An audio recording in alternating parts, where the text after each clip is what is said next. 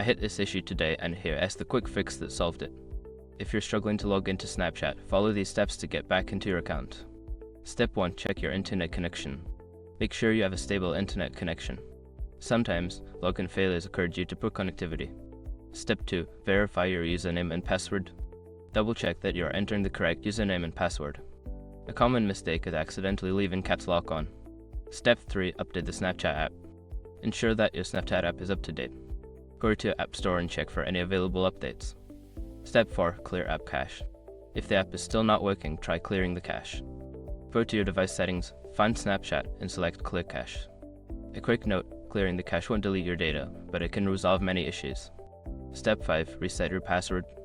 Before starting recovery, use the srock.com link in the description to open the account recovery checklist generator and make sure your verification details are ready.